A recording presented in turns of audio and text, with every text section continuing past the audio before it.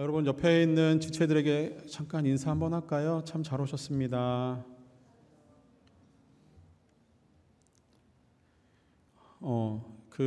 샌프란시스코와 LA 다저스의 야구 경기가 상당히 궁금하실 텐데 끝났나요? 지금 시리즈 중에 있지요? 아직 안 끝났지요? 다들 모른 척하고 계시네. 좋습니다. 여러분 신약 성경이 총 몇 권으로 되어 있죠? 제발. 신약 성경 총 몇 권? 자신 있게. 27권. 27권 누가 그랬어요? 오, 고맙습니다. 오, 막 서로 막 27권으로 되어 있어요. 자, 신약 성경을 27권으로 되어 있는데 신약 성경 중에 신약 성경 이렇게 몇 권, 이게 한 4개, 5개 정도로 분류하다 보면 그 중에 역사 부분을 다루고 있는 역사서다라고 하는 부분이 있는데 그게 우리가 매주 말씀을 나누고 있는 사도행전입니다. 자, 사도행전이 역사서로 분류가 되어 있는 이유 중에 하나가 사도행전은 그 예수님이 하늘로 승천하시는 거의 AD 33년경에 있었던 일부터 시작해서 이제 거의 AD 62년 사도 바울이 로마 감옥에서 지내고 있을 때 마지막 이야기를 거기서 이제 끝맺음을 하는 것으로 봐서는 거의 한 30년 기간 동안의 그 사도행전, 그러니까 곧 그 초대교회의 역사를 기록을 하고 있어요. 자, 그런데 되게 웃기잖아요. 30년의 역사를 고작 기록해 놓았으면서 무슨 이걸 역사책이라고 하나라고 할 텐데 그 33년간의 역사를 한 30년 정도의 역사를 기록하는 과정에서 그 주로 복음이 교회가 어떻게 전파되고 교회가 자라가는지 그것을 보여주는 그 이야기를 30년간의 이야기를 담고 있습니다. 그래서 매주일 우리가 나누고 있는 부분을 보면은 사도행전은 예수님이 하늘로 승천하시는 부분으로 시작을 해요. 그리고 나서 사도 바울이 1차, 2차, 3차 선교 여행을 마치고 그 다음에 로마로 가는 과정, 그리고 로마에서의 마지막 투옥해 있는 과정에서 사람들에게 복음을 전하는 마지막 이야기로 사도행전은 마침을 합니다. 자, 우리가 지난주에 나눴던 말씀을 좀 기억해 보세요. 자, 지난주에 우리가 어떤 말씀을 나누냐면은 복음을 움직이는 3가지의 힘에 대해서 나눴던 거 혹시 기억납니까? 고맙습니다. 자, 첫 번째 복음을 움직이는 첫 번째 힘이 뭐였죠? 기도, 두 번째 말씀, 세 번째 성령 충만. 자, 이것은 꼭 기억해야 돼요. 이제 앞으로 진행되는 모든 이야기에 제가 매번 얘기하진 않겠지만 사도행전에서 복음이 전파되는 과정 가운데서 이 복음은 기도와 말씀과 성령의 충만함을 통해서 이 복음이 증거되고 있다는 것을 우리에게 보여줄 겁니다. 자, 이 3가지 중요한 사건들을 좀 기억할 때, 자, 첫 번째 사도행전의 이야기를 1장부터 쭉 13장 오기 전까지 한번 가만히 기억하다 보면은 사도행전 2장에서 말씀과 기도와 성령 충만이 나타났던 첫 번째 사건이 있었어요. 오순절에 성령이 임하시는 사건이 있었죠. 제자들은 기도하고 있었고요. 그 가운데는 말씀이 있었다라고 하는 표현은 나와 있지 않지만 그들이 모여서 그리스도의 말씀을 묵상하는 시간들도 있었을 거라 추측은 합니다. 자, 그리고 성령이 임하셨어요. 자, 그리고 쭉 넘어가다 보면은 사도행전 6장에서 7장까지 사도행전 2장에 임하셨던 성령의 역사하심이 이제 예루살렘 지역을 중심으로 복음이 확산되고 퍼져나가는 것을 보여주고 스데반의 순교 사건을 만나는 사도행전 6장, 7장 말씀에서는 거기에도 말씀과 기도와 성령의 충만함이 있어요. 자, 기도는 스데반의 기도가 있고요. 말씀은 스데반이 사람들 앞에 그리스도가 누구인지를 설교하는 장면이 6장에서 7장에 나타납니다. 주로 7장에 많이 나타나요. 그리고 7장 말미에 보면은 스데반이 성령이 충만하여 그의 영안이 열리고 하나님 보좌 우편에 서서 계신 예수 그리스도를 바라보게 되는 장면으로, 그래서 스데반의 순교 사건을 통해서 이제야 비로소 복음이 예루살렘을 뛰어넘어서 온 유대 지역으로 퍼쳐지게 됩니다. 그때 성경은 이렇게 기록을 해요. 흩어진 사람들을 통해서 복음이 전파되고 있었다라고 기록을 합니다. 자, 그러다가 또 한 번 성령이 뜨겁게 역사하시는 장면이 우리가 지난주에 봤던 사도행전 10장, 11장 그리고 12장의 말씀 가운데 기도와 말씀과 그리고 성령의 충만함이 나타나는 것이 10장, 11장에서는 이방인이었던 그 로마 군대의 백부장이었던 고넬료의 가정에 복음이 전해지는 과정을 통해서 거기에는 베드로의 기도가 있고요, 고넬료의 기도가 있고 베드로가 말씀을 전하는 과정이 있고요, 그리고 성령이 충만하게 임하셔서 고넬료의 가정에 성령이 충만한 사건이 나타납니다. 그렇게 복음이 전파됐어요. 자, 그리고 지난주에 우리가 잠깐 봤던 것은 그 복음을 움직이는 힘에 대해서 이야기를 나누면서 야고보 사도가 순교를 하고 베드로 사도가 감옥에 갇혀서 탈옥하는 과정에서 있었던 일들을 우리가 말씀으로 나누었습니다. 기억나시죠? 기억나시리라 믿습니다. 자, 이제 비로소 이제 13장을 만나게 돼요. 이제 13장에서부터 마지막 28장까지의 거의 모든 이야기는 바울이라고 한 사람에 의해서 복음이 어떻게 움직여지는지를 보여줘요. 거기에서도 마찬가지로 기도와 말씀과 성령의 충만함이 복음을 움직이는 힘이고요. 그리고 오늘 다루려고 하는 말씀은 이렇게 복음이 움직이는 과정에서 사도 바울이 했던 그의 어떤 복음을 전하는 사역의 핵심은 무엇이었는지, 그리고 그를 통해서 나타났던 복음이 만나는 곳에서 벌어지는 변화는 무엇인지 우리가 그것을 함께 나누려고 합니다. 자, 지도를 하나 보실까요?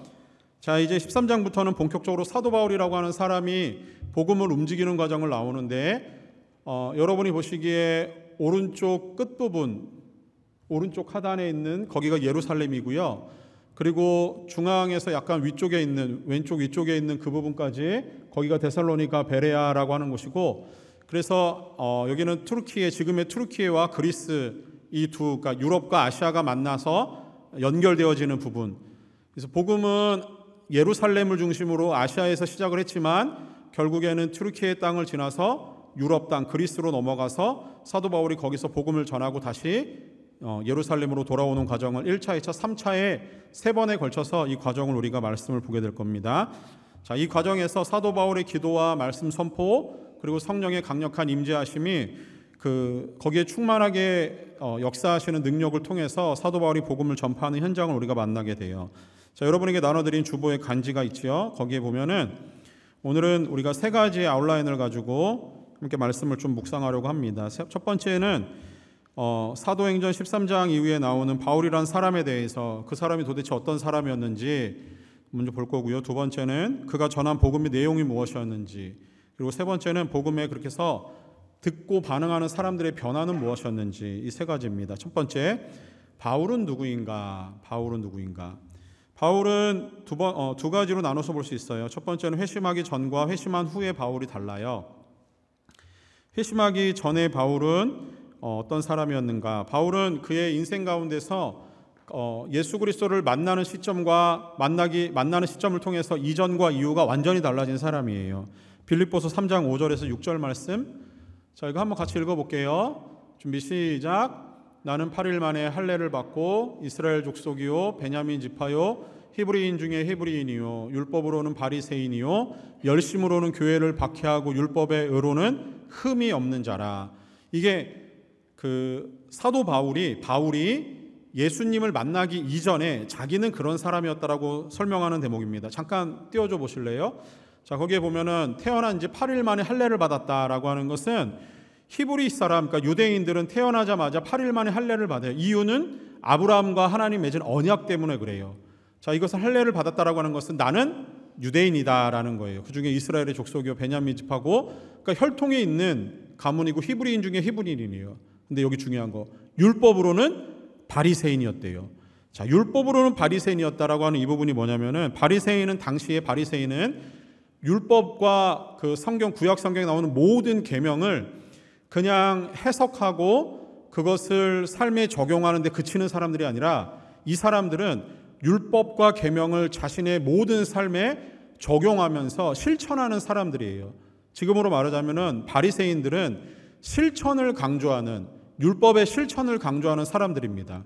그래서 성경에 기록되어 있는 모든 율법을 몸으로 다 실천했던 사람들이에요. 만약에 율법을 하나라도 어기면 바리새인은 그것을 죄로 여겼던 사람들입니다. 그러니까 율법을 아는 데 그치는 게 아니라 몸으로 실천하는 데까지 가는 것에 굉장히 철저했던 사람들이에요. 더 나아가서 바리새인들은 율법 외에도 율법에서 파생되어진 자신들이 가지고 있는 그 조상들의 전통이 있거든요. 율법을 지키는 전통들.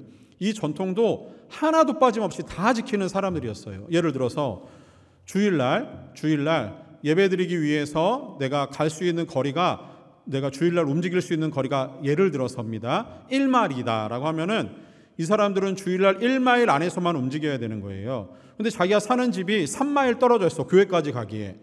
그러면 어떻게 해야 돼요? 2.5마일은 토요일날 미리 와 있어야 돼요. 그리고 하룻밤 자고 0.5마일 교회 가서 예배드리고 다시 0.5마일 돌아와서 또 그곳에서 자고 그 다음날 자기 집으로 돌아가야 되는, 이게 그들이 지키는 율법의 전통들이 있었거든요. 이런 식으로 전통에 굉장히 철저히 지키던 사람이에요. 그런데 여기 뭐라 그럽니까? 사도 바울이 자기를 바리새인 중에 바리새인이다. 바리새인이고 율법으로는 바리새인이고 율법의 의로는 흠이 없는 자래요. 그러니까 바울은 예수 믿기 이전에 율법에 대해서 아주 통달한 사람일 뿐만 아니라 지키는 데 있어서도 하나의 오점도 없이 흠도 없이 율법을 철저히 지켜낸 사람이었다라고 하는 겁니다. 근데 바울은 실제로는 이 구약 성경, 그다음에 율법, 그들이 가지고 있는 전통, 여기에 굉장히 철저한 사람일 뿐만이 아니라 바울은 실제로는 천재예요. 그래서 그가 얼마나 당대 사람들에 비해서 뛰어났는지, 동갑자에 비해서, 그러니까 같은 연배 사람들에 비해서 바울은 가장 탁월한 구약 성경에 대한 지식과 지키는 일에 그가 열심히 했다는 사람이라고 합니다. 그리고 마지막에 보니까 그가 그것을 지키는 데 있어서 율법에 의해 흠이 없는 그가 예수 그리스도를 믿고 핍박하는, 믿는 사람들을 핍박하는 데에는 가장 앞장서고 있는 열심히 있는 사람이었다라는 표현이 아까 잠깐 있었죠. 자, 바울은 이렇게 자신이 가지고 있는 유대교에 대한 전통, 그가 가지고 있는 유대교에서 지키려고 하는 모든 거기에 있어서 가장 최고의 사람이었다라고 하는 거예요. 자, 그가 이렇게 예수 믿기 이전에는, 그래서 예수님을 만나기 이전에는 바울은 그리스도인을 잡아서 감옥에 가두거나 처형하는 일에 앞장섰던 가장 탁월한 사람이었습니다. 그러나 바울은 예수님을 만나고 나서 그의 삶이 완전히 달라져요. 다메섹으로 가는 중에 예수님을 핍박해서, 예수 믿는 사람을 핍박해서 감옥에 잡아들이거나 그 사람들을 박해하기 위해서 가는 중에 예수님을 만납니다. 그게 사도행전 9장의 이야기가 나와요. 그리고 바울은 세상에서 잠시 지워졌던 바울의 인생의 3년이라는 시간이 있어요. 예수님을 만나기 이전, 예수님을 만나고 나서 다메섹에서 예수님을 만난 이후에 그에게 인생에서 성경에선 자세히 기록하고 있지 않은 3년이라는 시간이 있어요. 자, 갈라디아서 1장 17절 말씀에 또 나보다 먼저 사도된 자를 만나려고 예루살렘으로 가지 아니하고 아라비아로 갔다가 다시 다메섹으로 돌아갔노라. 자, 이 한 구절이 바울이 인생에서 예수님을 만나고 나서 초창기에 잃어버렸던 3년이 있는데 이걸 딱 요 한 구절에만 기록을 하고 있어요. 이것만 보면은 바울이 무슨 일이 벌어졌는지 잘 모르겠죠. 자, 여기 잘 보세요. 바울이 예수님을 만나고 나서 먼저 사도된 자들을 만나려고 하지 않고, 그래서 예루살렘으로 가지 않고 자기는 아라비아로 갔대요. 아라비아로 갔다가 3년을 있은 이후에 다시 다메섹으로 돌아옵니다. 자, 예수 믿기 이전과 그리고 사도행전에 보면은 바울이 다시 다메섹으로 돌아와서 했던 일이 기록되어 있는데 9장에 있습니다. 그때 무엇을 했냐면은 바울은 3년이 지나서 돌아온 이후에 예수를 믿지 않는 사람들에게 예수 믿으라고, 예수가 참된 구원자라고 설명하고 예수를 전하는 완전히 복음에 미친 사람으로 돌아왔어요. 바울의 인생에 설명되지 않는 이 3년이 되게 중요한 시간이었던 것 같아요. 물론 성경은 이야기하지 않아요. 근데 바울을 연구하는 많은 학자들은 바울에게 있었던 이 3년이라는 시간을 이렇게 해석을 합니다. 바울이 이전에 유대교의 율법, 구약 성경의 아주 해박한 지식을 가지고 천재와 같은 재능을 가지고 있었다고 말씀을 드렸죠. 그리고 율법을 완전히 지키는 온전히 의로운 자라는 사람이었습니다. 자, 이 구약에서 있었던 모든 사건들을 가지고 아라비아 사막에 가서 자신이 한순간 만났던, 다메섹에서 만났던 예수 그리스도를 구약 성경을 통해서 찾아보는 시간이었을 거라는 추측을 해요. 자기가 알고 있던 모든 학문의 체계를 완전히 뒤집어 놓는 시간이 3년이었다라고 하는 겁니다. 예수를 핍박하던 자신이 예수를 만나고 나서 자신의 삶의 복음을 만나는 그 현장에서 자신이 가지고 있던 모든 과거의 모든 행적들을 다 예수를 통해 해석해내는 시간이 3년이었다라고 하는 거예요. 자, 그것에 대해서 고린도후서 4장 4절에서 6절 말씀에서 5절 6절입니다. 자, 이렇게 기록을 합니다. 우리는 우리를 전파하는 것이 아니라 오직 그리스도 예수의 주 되신 것과 또 예수를 위하여 우리가 너희의 종된 것을 전파함이라. 어두운 데 빛이 비치라 말씀하셨던 그 하나님께서 예수 그리스도의 얼굴에 있는 하나님의 영광을 아는 빛을 우리의 마음에 비추셨느니라. 잠깐만 두세요. 자, 이걸 한번 보세요. 바울이 전파하는 것은 무엇이라고 기록합니까? 오직 그리스도 예수의 주되신 것과 또 예수를 위하여 우리가 너희의 종된 것, 이방인의 사도된 자신의 사명을 이야기해요. 자, 그리고 나서 바울은 6절 말씀해 보니까 이런 말씀을 해요. 어두운 데 빛이 있으라 하셨던 이 말씀은 어떤 말씀이 기억나요? 빛이 있으라. 창세기 1장, 그죠? 구약 성경에서 어두운 데 빛이 있으라 하셨던 하나님의 말씀을 보니까 그 말씀이 예수 믿기 이전에는 그냥 하나님의 말씀, 어두운 데 빛이라 했던 하나님의 말씀이에요. 그분이 창조주시고 빛을 만들었던 분이라는 생각을 했던 거예요. 그런데 예수를 믿고 나서 그 다음에 뭐예요? 예수 그리스도의 얼굴에 있는 하나님의 영광의 빛을 알게 된 거예요. 아라비아에서 3년이라는 시간이 하나님이 누구이신지, 예수는 누구인지, 그가 알고 있는 구약 성경의 모든 지식을 예수 그리스도라고 하는 그분에게로 변환시키는 과정이었다고 하는 겁니다. 그래서 바울이 가지고 있는 이 엄청난 구약에 대한 지식, 그의 천재적인 재능들은 이제는 예수를 만난 이후에는 그것이 모두가 그리스도를 아는 영광의 빛으로 바뀐 거예요.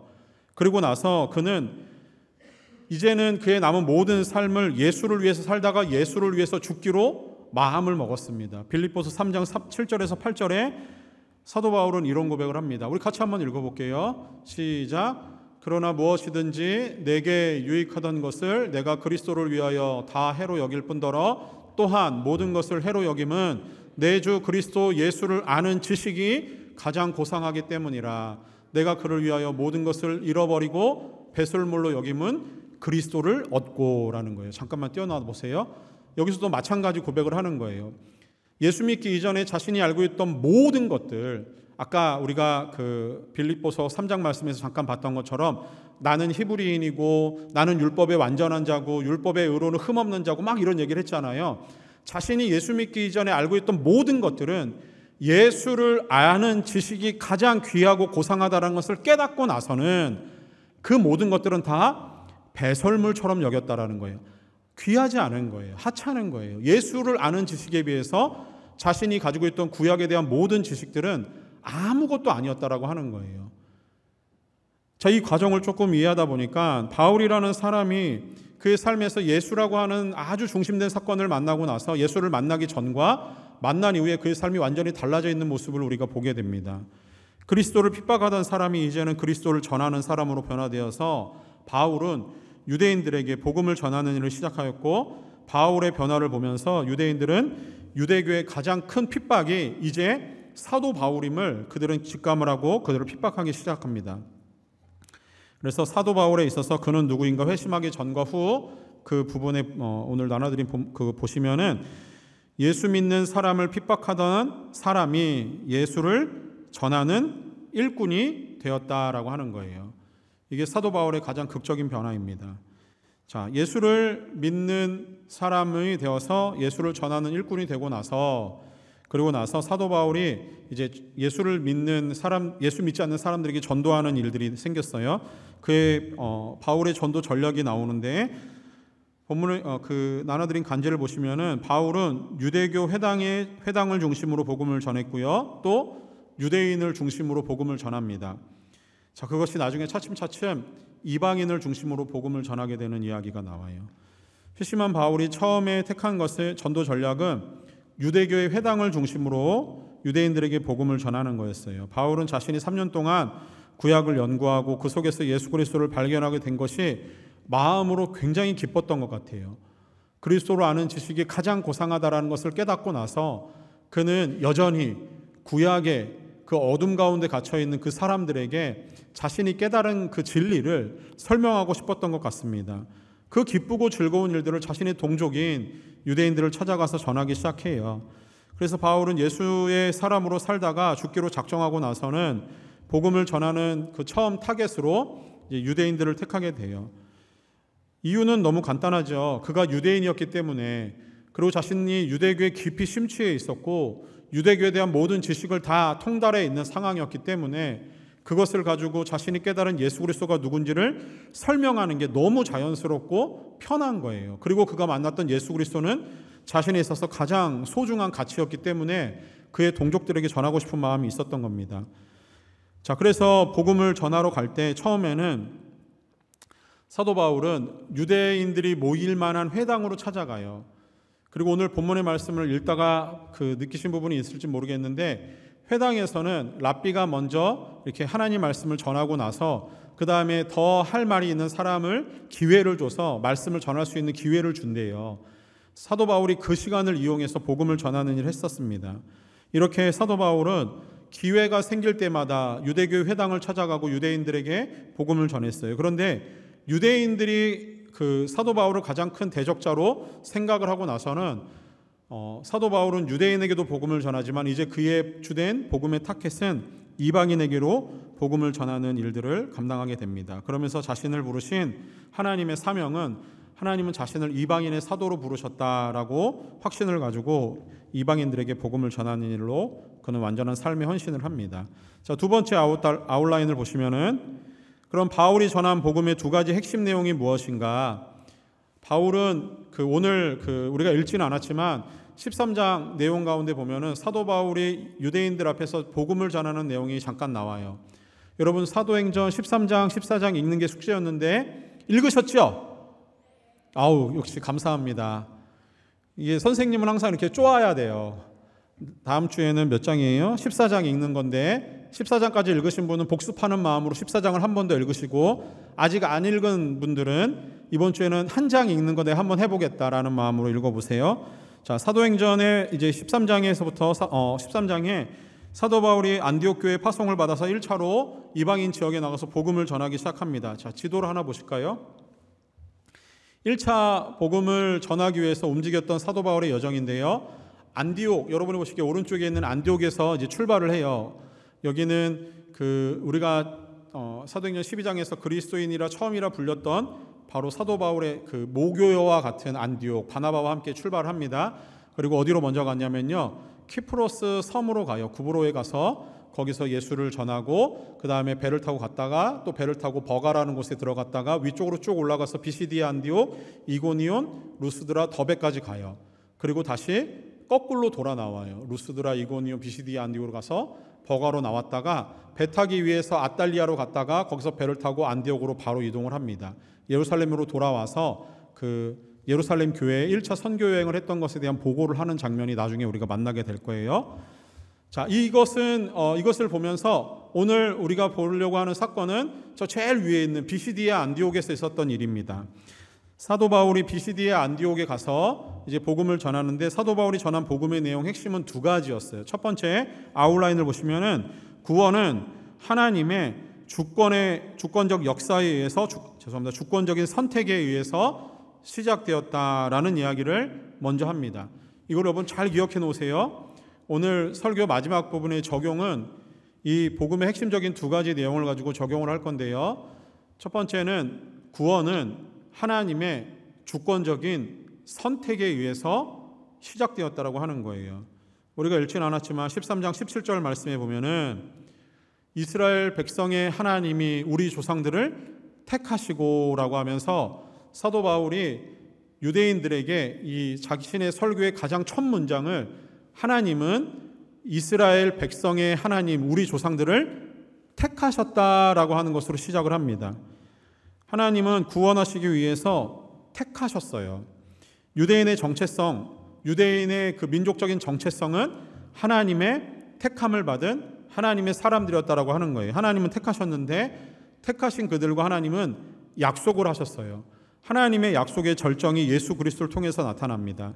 이 하나님의 약속을 따라서 예수님은 이 땅에 오신 거예요. 그 오셨던 예수님은 다윗의 후손으로도 오셨고 메시아로도 오셨고 구원자로 오셨는데, 하나님이 선택한 유대인들이 하나님이 보내신 메시아, 참된 구세주인 예수 그리스도를 알아보지 못했다라고 하는 거예요.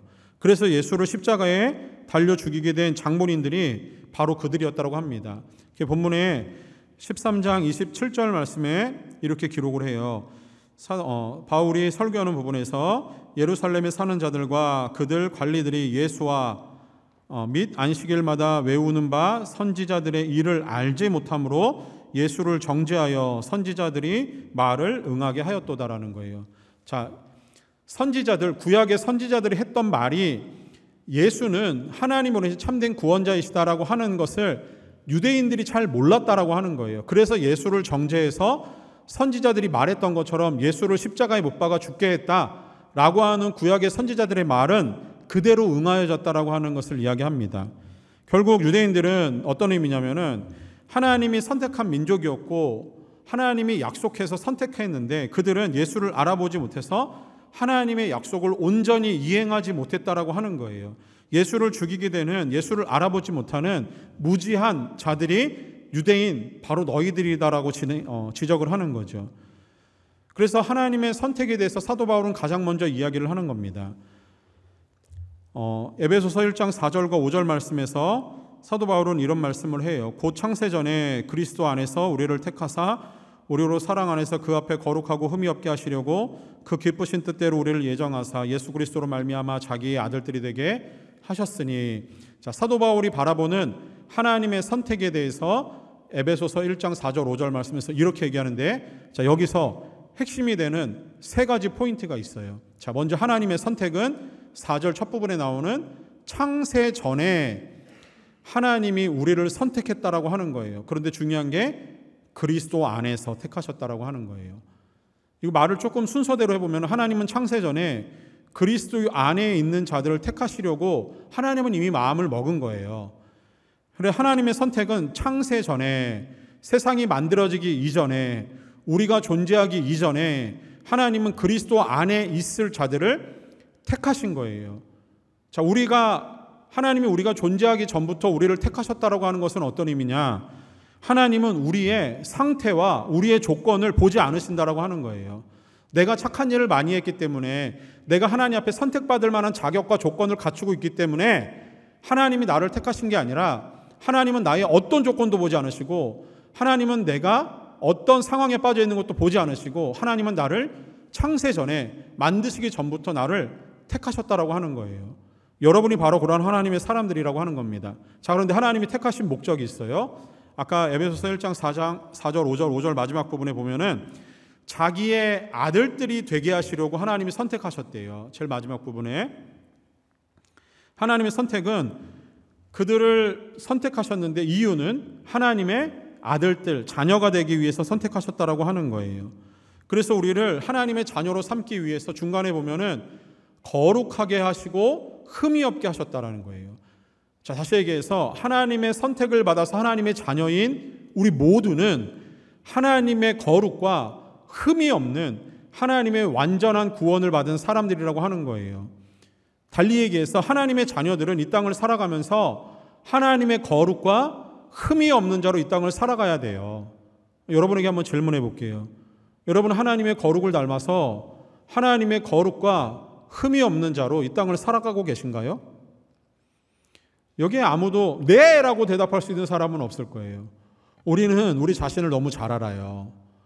하나님은 우리를 거룩하고 흠이 없게 하시려고 하나님의 아들들, 자녀 삼으셨는데 우리가 얼마나 흠이 많고 우리가 하나님 앞에 거룩을 드러내지 못하는 사람들입니까? 자, 그럼에도 불구하고 하나님은 우리를 택하셨다라고 하는 겁니다.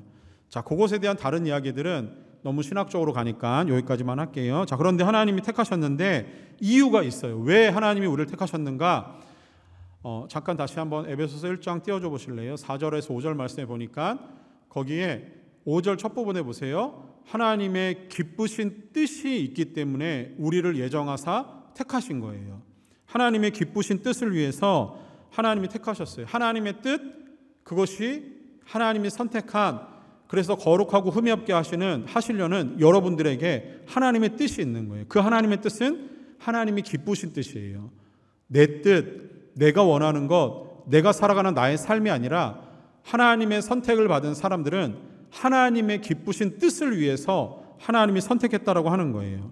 말씀을 조금 정리하면은 하나님이 세상이 창조되기 전부터 우리를 아시고 우리를 하나님의 자녀로 삼으실 예정을 가지고 예수 그리스도를 통해서 우리를 선택하여 구원하셨다라고 하는 겁니다.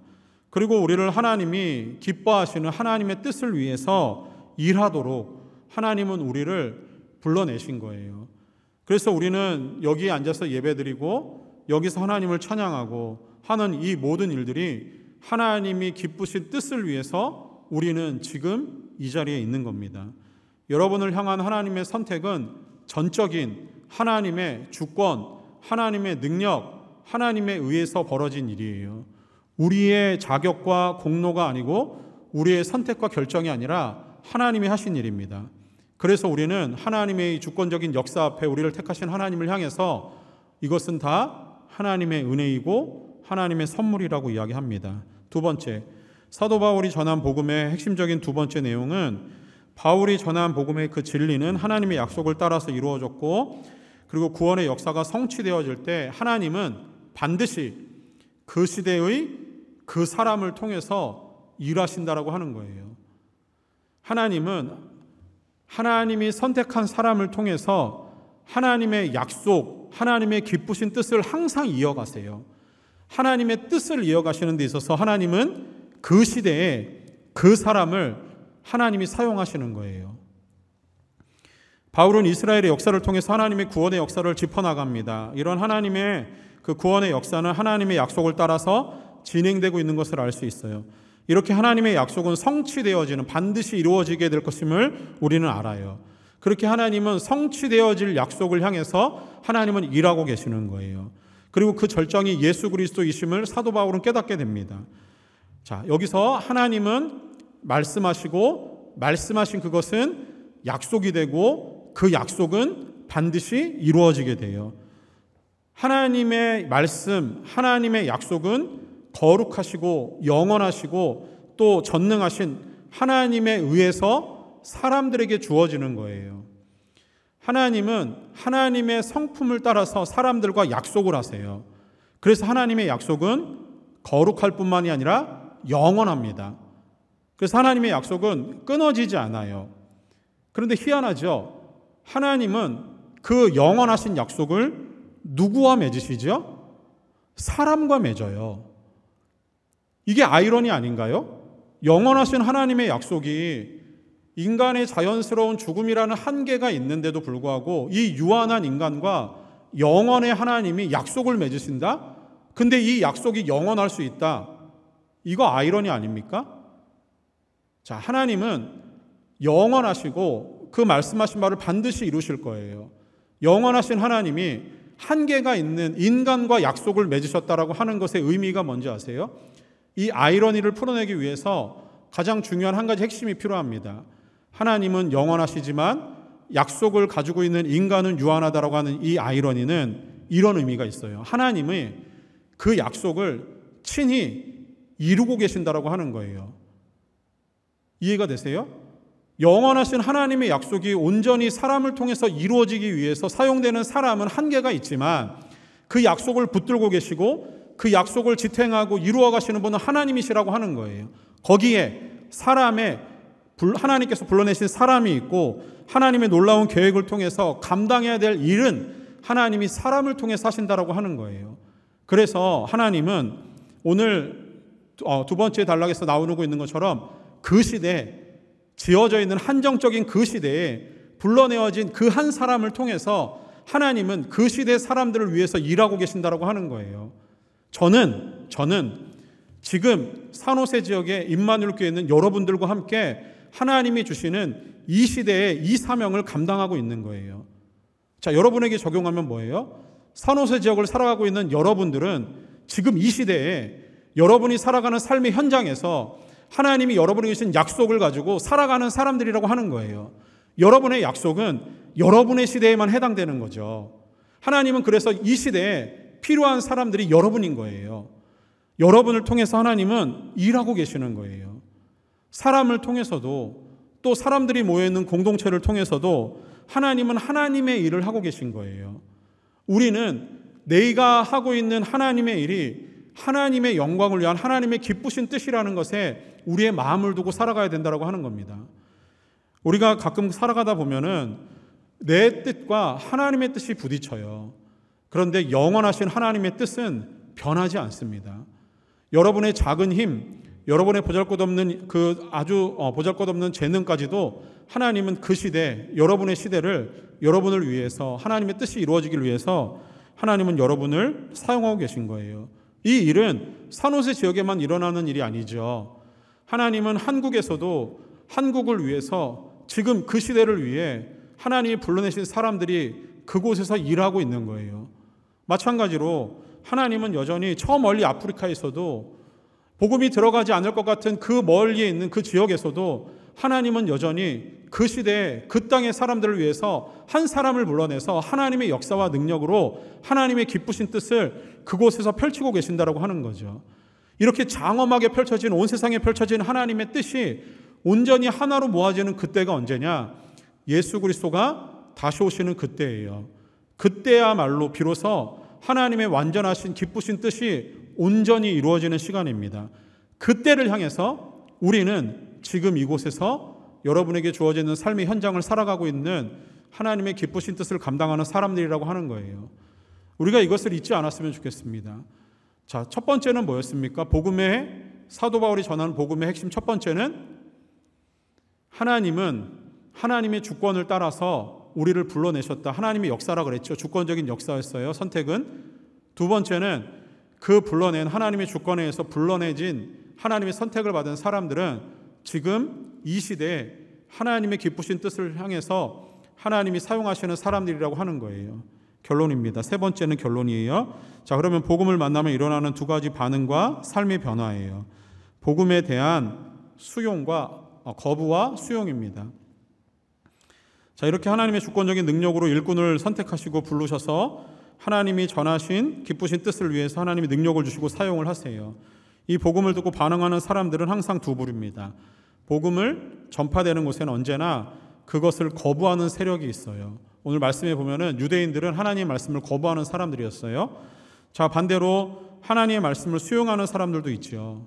자, 사도행전 13장 45절 우리가 읽은 본문 말씀 가운데 유대인들이 그 무리를 보고 시기가 가득하여 바울의 무리입니다. 바울이 말한 것을 반박하고 비방하거늘 이렇게 나와요. 자, 이때부터 복음을 전하는 바울을 향한 유대인들의 방해가 시작됩니다. 복음은 세상을 구원하시려고 하는 하나님의 이야기예요. 그러나 사탄은 세상의 주인이 자기인 것처럼 세상을 자신이 마음대로 통치하려고 합니다. 세상을 구원하시려고 하는 하나님의 이야기와 하나님의 능력과 세상이 자기 것이라고 생각하는 사탄의 능력이 부딪히는 현장이 여러분이 살아가는 삶의 현장이에요. 거기에는 하나님의 주도권과 사탄의 주도권이 부딪혀요. 그러다 보니 사탄은 언제나 복음이 전해지는 곳, 복음의 능력으로 하나님의 주도권을 가지고 살아가려고 하는 사람들이 생기는 곳에 사탄이 역사하는 것은 자연스러운 현상 아니겠습니까? 그렇죠. 자, 그렇게 놓고 보면은 사탄의 통치 아래 살아가고 있는 죄인들에게 구원을 주시는 하나님의 이야기는 그 복음은 언제나 늘 세상에는 부딪히는 것이고 거스르는 것이에요. 그것을 자연스럽게 수용하는 사람이 있을 수도 있지만 그 안에는 반대가 많을 수밖에 없습니다. 그런다고 해서 복음을 거부하는 사람들이 있다고 해서 주눅들 필요는 없어요. 복음은 언제나 세상에 거스르는 거예요. 그래서 우리는 그 거스르는 복음을 가지고 우리의 삶을 통해서 세상 가운데 복음을 전하는 사람으로 살아가는 겁니다. 또 다른 하나는 복음을 듣고 뉘우쳐서 회개하는 경우가 있다고 하는 거예요. 수용하는 사람들이 있어요. 사도행전 우리가 읽은 본문의 48절 말씀에 이방인들이 듣고 기뻐하여 하나님의 말씀을 찬송하며 영생을 주기로 작정된 자는 다 믿더라라고 나와요. 자, 이 두 가지를 꼭 기억하세요. 복음을 듣건 듣지 않건 복음을 전하는 사람에게 나타나는 반응도 있어요. 52절 말씀에 본문의 마지막 말씀에 이렇게 기록됩니다. 제자들은 기쁨과 성령이 충만하였대요. 누구는 복음을 전할 때 그것을 듣고 거부하는 사람이 있어요. 누구는 복음을 듣고 받아들이고 수용하는 사람이 있어요. 자, 근데 이제 우리의 문제인 거예요. 여러분은 누군가에게 복음을 전해본 경험이 있으신가요? 아마 막 내 주변에 복음을 전할 사람을 생각해 보면은 막 여러 가지 사람의 이름, 여러 사람의 이름이 생각날 수도 있고 생각이 안 날 수도 있고. 근데 복음을 막상 전하려고 할 때 내가 전하는 복음이 거부당하지 않았으면 좋을 것 같지 않습니까? 그 사람이 딱 듣고 와, 예수 믿으면 정말 좋을 것 같아요. 그런데 그런 일은 잘 벌어지지 않아요. 그러다 보니까 우리는 누군가의 거부에 대해서 상당히 마음에 움츠러듦이 있어요. 그런데 오늘 말씀을 보고 결론을 보세요. 제자들은 기쁨과 성령이 충만하였대요. 복음을 전하는 현장에 있는 그 사람의 마음이 이렇다라고 하는 거예요. 우리는 복음을 전할 때 저 사람은 복음을 듣고 반응하겠구나, 예수 믿겠구나, 저 사람은 복음을 듣고도 믿지 않을 것 같아, 내 안에서 판단할 이유가 없어요. 거부와 수용은 내가 결정하는 게 아닙니다. 복음의 거부와 수용은 성령이 하시는 일이에요. 그러나 우리는 복음을 전하는 일을 감당하는 거죠. 자, 사랑하는 여러분, 오늘 말씀을 여러분에게 좀 적용해 볼게요. 여러분의 삶은 복음을 듣고 현재 여러분은 어떤 반응을 보이고 살아갑니까? 적어도 우리가 이 자리에서 예배드리고 있는 것만 놓고 보면은 우리는 예수를 믿고 복음을 수용한 사람들인 것은 맞는 것 같아요. 맞죠? 아멘이십니까? 잘 모르겠나요? 여러분이 예배드리고 있는 것만 놓고 보더라도 여러분은 복음의 수용적인 사람들이면 맞는 것 같아요. 자, 그런데 이게 끝이 아닙니다. 여러분을 통해서 하나님의 나라가 선포되고 하나님의 왕되심이 여러분의 주변 사람들에게 드러나고 있는가? 이 질문으로 한번 여러분 스스로에게 한번 해보세요. 나는 복음의 수용적인 사람이었어요.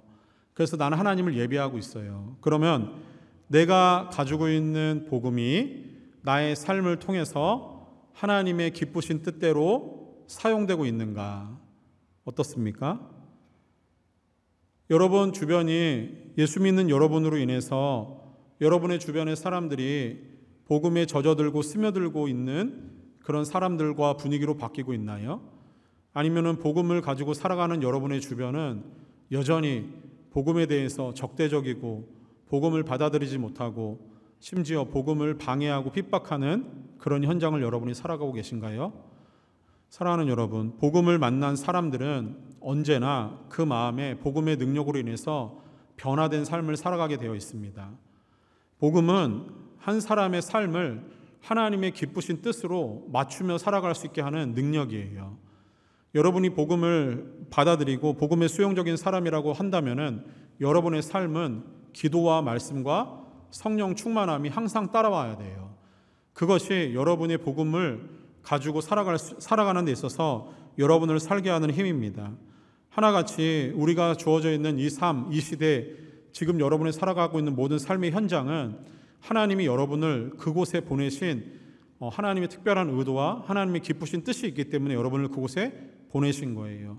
마치 우연처럼 나는 어떻게 하다가 산호세 이 지역에 와 있고, 나는 어떻게 하다가 임마누엘 장로교에 와 있고, 나는 어떻게 하다가 아직 장가와 시집을 가지 못해서 여전히 청년부에 있고, 어떻게 하다가 우연처럼 벌어지는 이 모든 일들. 그런데 하나님은 여전히 여러분을 향한 기쁘신 뜻이 있는 거예요. 그래서 여러분은 이미 복음을 만났고 복음을 통해서 변화되고 있고, 그 변화된 복음을 통해서 반드시 하나님은 여러분을 통해서 여러분의 주변을 변화시킬 줄 믿습니다. 여러분이 하나님의 살아계심을 믿고 지금도 여전히 하나님의 사람에 감동되어서 하나님의 그 기쁘신 일을 위해서 살아가고 있는 사람이라면, 그리고 적어도 하나님은 나를 하나님의 주권적인 그 능력으로 택하셔서 하나님의 자녀를 삼으셨다라고 하는 그 작은 믿음이 있다면 여러분은 이미 하나님의 복음에, 예수 그리스도의 복음에 감동된 사람들입니다. 그러면 이제는 하나님의 기쁘신 뜻을 향해서 여러분의 삶에 초점을 맞추고 그곳을 향해서 한 걸음 한 걸음 걸어갈 수 있기를 바라요. 바라기는 우리들의 삶이 이 시대를 위한, 그리고 이 지역을 위해 하나님이 택하신 하나님의 사람이라는 것을 믿고 여러분의 삶과 복음이 주는 그 아름다운 능력에 그것을 맞추어 살아가기를 소망해요. 그리고 여러분이 머물고 있는 일터와 여러분이 만나는 모든 사람 간의 관계 안에서 여러분이 복음을 만난 사람답게 변화된 여러분의 삶을 통해서 다른 사람들에게 그 영향력을 미칠 수 있는 그런 믿음의 사람들이 될 수 있기를 주님의 이름으로 축원합니다.